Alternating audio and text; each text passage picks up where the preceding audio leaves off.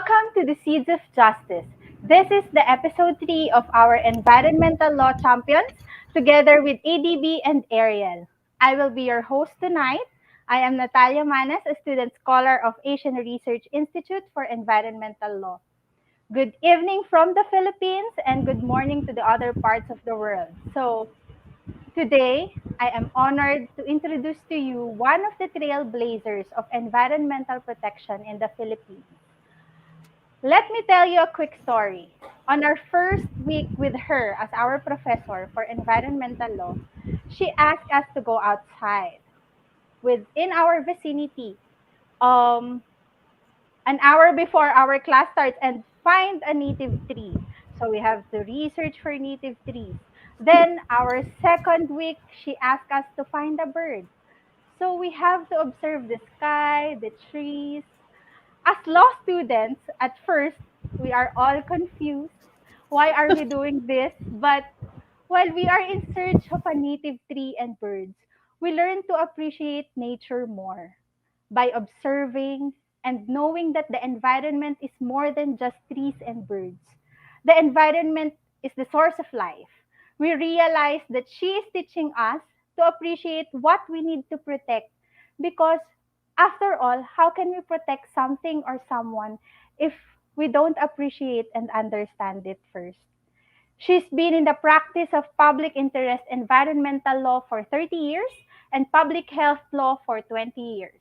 She joined Department of Environmental and Natural Resources with a PENRO rank in 2016 and was designated Undersecretary, then Regional Director until 2019. She was detailed as consultant for DENR's legislative agenda to Deputy Speaker Loren Legarda. She is the Chief of Party Inspire Project of the Jerry Rojas Foundation, a passionate, energetic trailblazer for environmental protection, Attorney Ipat Luna. Good evening, Attorney. Oh, you are on mute. Good. No, I'm not. I'm very honored to be here. I'm happy to see you, one of my students, in another venue aside from class. Thank you, Attorney. So my first question is, as a trailblazer, can you share to our viewers the story on how you got involved in environmental laws in the Philippines? You know, I don't really like words like trailblazer. That's used mostly by people for themselves to as PR for themselves. But I guess you could say that because there wasn't a subject of environmental law at the time, the subjects that were being taught in law school was natural resources, and mostly having to do with the extractive industries. So for natural resources, wood, mining, etc. But at that time, there were already environmental laws on the books, a lot of them not being implemented. There was an EIA process as early as the mid 70s, but it was only in the 90s when they started truly doing proper EIAs, and 90% of the projects they were doing it for were quarries. So it's a slow development, but I guess you could say we trailblazed. There were already what you would call environmental lawyers at the time, but they were mostly compliance lawyers working for corporations to ensure that they were within the bounds of the law, and sometimes only in name. So our approach to environmental law that we started in Tanggol, Kalikasan was to safeguard the rights of indigenous peoples, of marginalized sectors of society, basically on environmental justice. And my start was actually from law school as a volunteer in the UP Paralegal Volunteer Organization, where we had a labor desk and an indigenous people's rights desk. It was in the indigenous people's rights desk that I had a jarring education on what I understood to be environment and what was really getting involved in the cycles of nature. Yeah, so it started with the indigenous people. Yeah. So I remember the time when I expressed my frustration about the implementation of environmental laws, specifically to protected areas. And you answered me very inspiringly and positively. I was very down at that time. For more than 30 years in the field, how can we inspire people to understand the effects of each of our actions that contribute to environmental problems? Well, you know, we have to borrow the tricks from the corporations doing marketing when they market their products. We have to segment the market, understand what makes people tick and what makes segments of people tick so that we will know. But generally, what it really is to inspire an awe of nature. A lot of people live their lives without being exposed to the natural environment and what it can teach you, that they really don't have an awe of nature. So I think that's the first part. Just get exposed. At the time when we were trying to do lectures for prosecutors and judges on environmental law, we would be sure to insert a snorkeling activity or a bird watching activity. And for some reason, uh, the bonding helped, but it also opened their eyes to um, the cycles that are affected when they make decisions that discounted the value of the resources. Yeah, actually that's one thing that that's one thing that why am I here in an environmental law environment, because I really love nature. I really love watching birds. I love I love ocean, I love waters, but I just love it before. I didn't realize that that we have to protect it, that we have to do something about it. I'm just in awe and looking at it. But yeah, this Well, you're lucky environmental, to have been raised in an environment that still has pristine patches. Because yeah. it's true, when you're very young, I remember waiting for the school bus. I would wait under the shadow of Mount Malarayat. And that's really where it started. You know, it gave me an in to the environmental law sector when I was in law school. But um, your love really starts from somewhere in your younger days. Yeah, yeah, thank you for that. I didn't realize that. I'm just thinking about the laws, the protections. Yeah, thank you. Thank you for that. So, environmental law are not just about valuing the environment, but protecting it. So, we can live in the current capacity of the earth. So, my question is, how can law save the earth? Well, law is a tool and a creation of humans for their own purposes. So law cannot save the earth. It's people who can use the law as a tool to do the right thing. It's double edged because the law can also do the wrong thing. Many people in the Philippines, when we give them paralegal trainings, when we ask them whether they think the law is helpful to serve the environment or not, they draw very grim scenarios and scenes of injustice. This is drawing because we needed to elicit what the law meant to them. So that's the first exercise in what we used to do as a paralegal training. And it gives us a sense of how normal people view the law in general, which is why they don't use it because they feel like it's inaccessible, which is also why it doesn't develop to protect the rights of the poor. I wouldn't say people would be separate from the environment. They're really integral to it. That's why um, when we talk about saving the earth will be here. It'll be just fine. But we have no right to do things that will take species towards extinction, bring species towards extinction because of our hubris and our accumulative bent. No? That's why there are rights for species to continue to exist, ecosystems to continue to exist, and our obligation is to ensure that.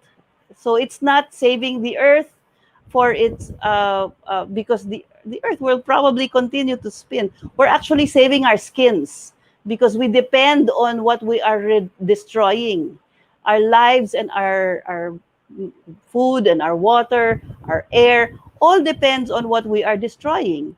It's just that the people who make decisions destroy places that are farther away from where they are. So, localizing the decision making power would probably help solve a lot of problems. Yeah, actually, that's one thing that our discussion with Matthew last time, the conclusion is we are all interconnected. Yes. Yeah, and also, I'd like to to tell everyone as well that we can integrate environmental law even though you are not going into law school or you are not a lawyer. Maybe we can integrate environmental law in every career and profession because it's really about everyone, about the humanity. Yeah. So um yes, it is. Yes, you So know we have a Green Education Act which mandates that. yeah, and yeah. So my next question is Earth can sustain humanity's needs, not humanity's greed. So can you briefly share to us the principles of green development that we should all instill to remind us that we are all connected to nature?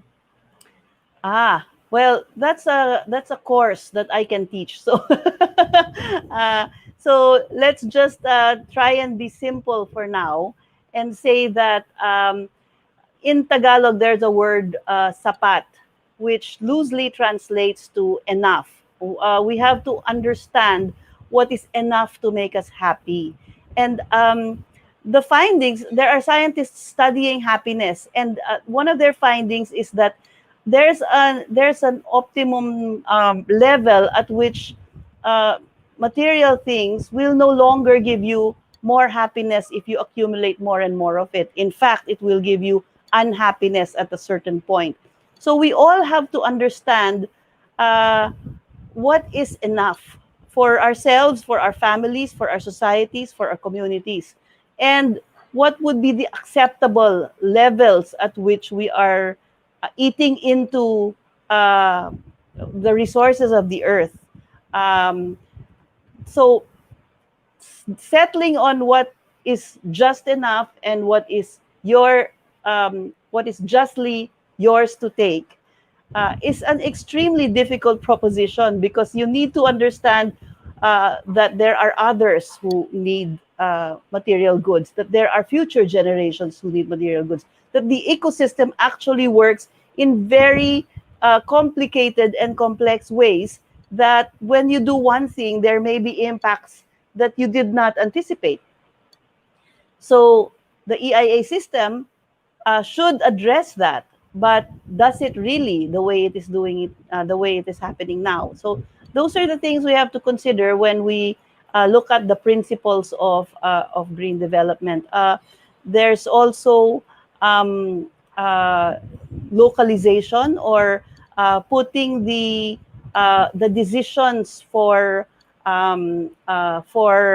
communities in as low a level as possible, and not superseding the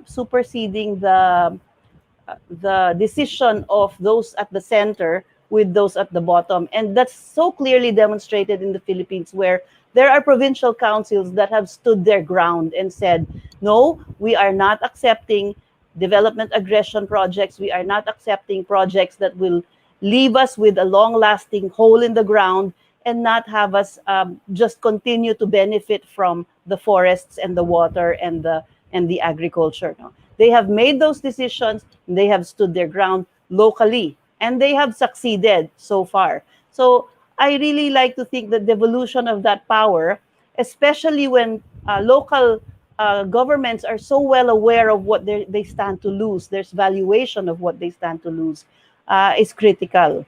Um, well, there are many others, of course, where the marginalized, we have to stand with the oppressed and the marginalized, because that's what really separates us as a race. And we have to learn from the animal kingdom, where they are not accumulative, they only take what they need. Yeah, I Lots can more, but as remember I said, it's a course. the story of the lion and the prey, and the lion will eat will not eat the prey if he is full already. So I hope Yeah. that people can realize that as well. So there is a saying in the Philippines like ang Pilipinas ay isang pulubi na nakaupo sa bundok ng ginto, or the Philippines is a panhandler sitting in a mountain of gold. Sadly, people tend to forget the finite nature of our resources. Can you still see a potential for those 30 years of experience? Can you still see a potential for society to be enlightened and take action on what are the current environmental issues? I wouldn't remain in this job if I didn't. And in fact, I took on a new job. I'm out of government now. And I'm very, very hopeful because actually, if we fail, it is to our own peril. I believe that we will see the error of our ways as a society because we will already feel the effects of the climate crisis, because in local communities we already see that we have gone the wrong way and the biodiversity has crashed and we are no longer able to find to farm well because the soil microbiome has been depleted so much. We will realize those, but hopefully it's not when it's too late. It's not when we have to suffer the consequences and the next generations have to suffer the consequences. But these lessons will be learned. These lessons will always be learned. If it's later than sooner, then that is to our peril, and we have to blame ourselves somewhat because of it. Um, if we think about our habitat, if we look at the immediate sources of water and food in our immediate environment, we will be able to see how we can be resilient in the face of things that are seem to be beyond our control. Yeah, actually, I can remember Marianne Williamson. She said that we are the only species that systematically destroy our own habitat. And what I can see from you is really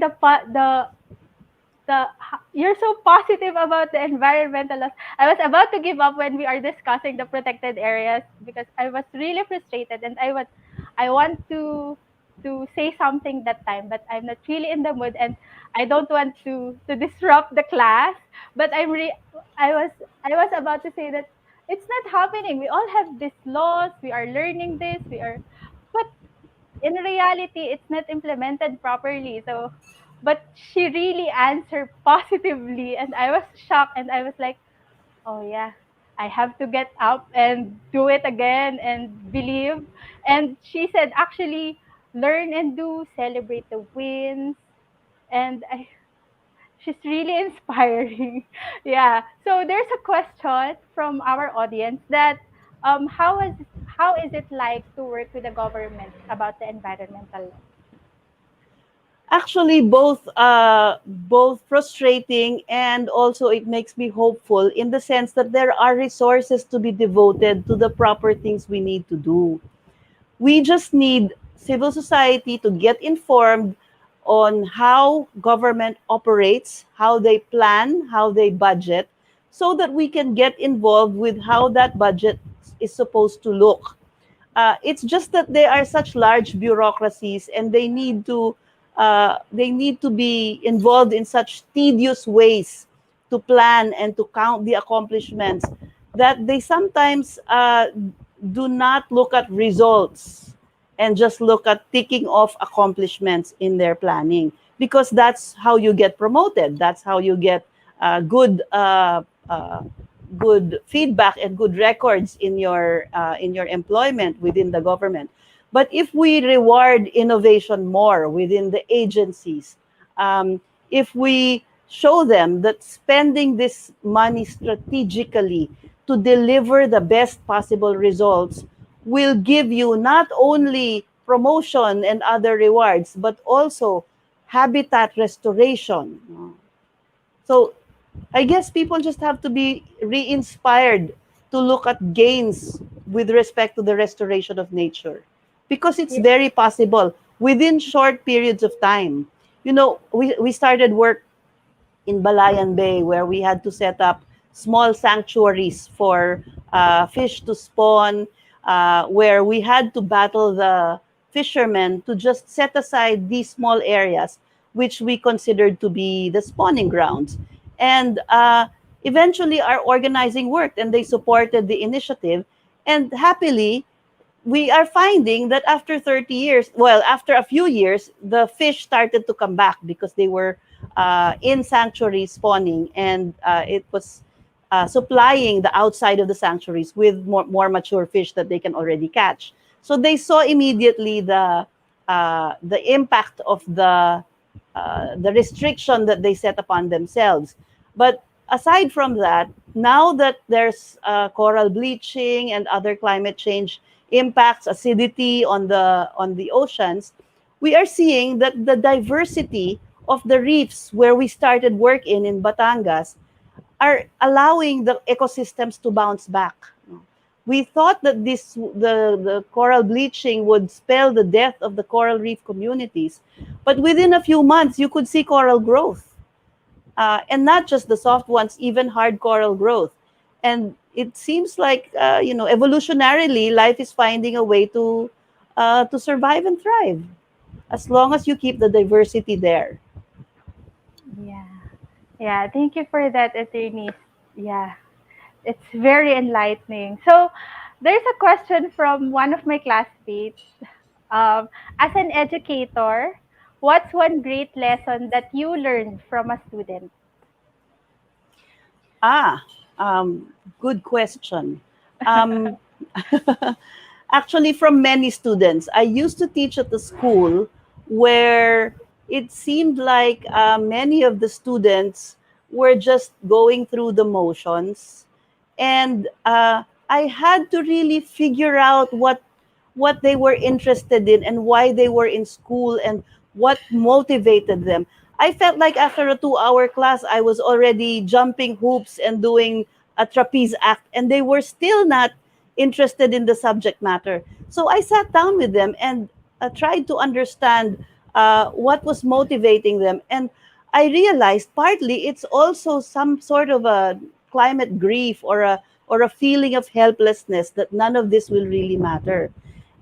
Well, that course did not allow me to take my students out on field, but it really works. It's when my students go out on field that they start to feel hope again.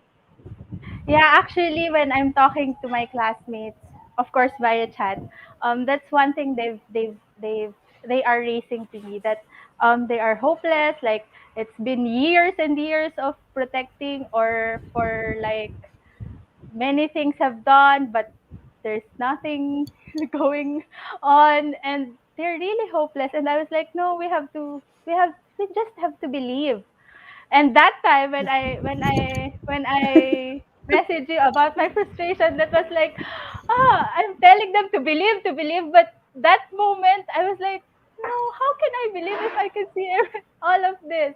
But yeah, thank you. You are a very, very inspiring educator. And one more question from my classmate is, how do you think will we reach those who do not have access to education and has a little understanding about the current status of our environment, and inform them so that they too can be part of the initiatives of the government and other organizations create for the betterment of the environment and society as a whole? That's another lesson that I learned the hard way. And I have to admit that, you come into this work thinking you have all the answers, that you're very gung ho about everything that you know. I'm a lawyer. Um, but actually, when you think about people who are in the margins, they are closer to the environment. They know how it flows. They know what the wind's impacts are on the trees and on the grasses.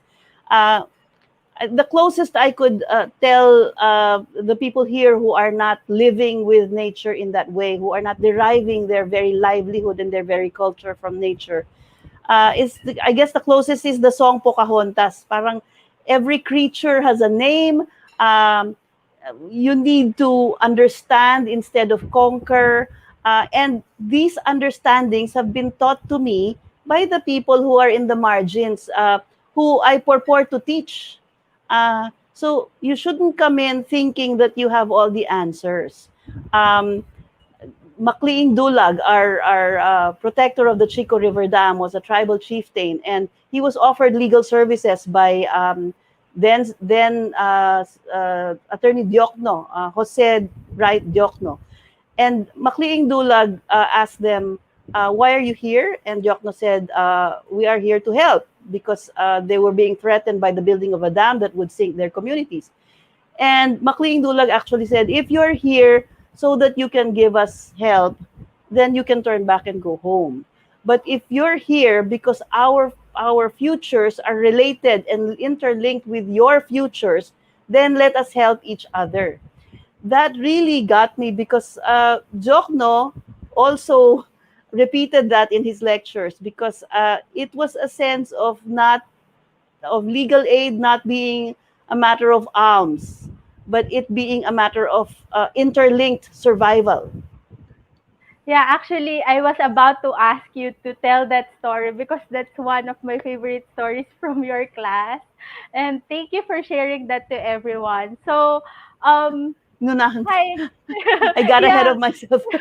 yeah, but it's really a nice story. And the thing that I told you that I was telling my classmates before that we have to work together. Life is not a competition. We really have to work together because what's what's the sense of being on top if you don't, you get it, if you don't know the what's happening below you. Yeah, so it's not being a lawyer or being a law student, it's not really a competition. We really have to work together, and to the community we really have to serve with integrity. Yeah, so my last question is, can you leave a last message on how you think we can ignite or reignite our viewers passion to environmental protection?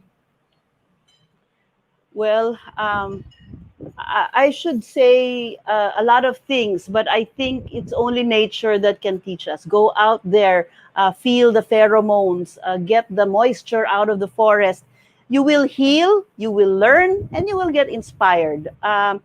Nature has to be the one to teach us because otherwise, we are just doing it for our self aggrandizement. Nagpapasikat lang tayo.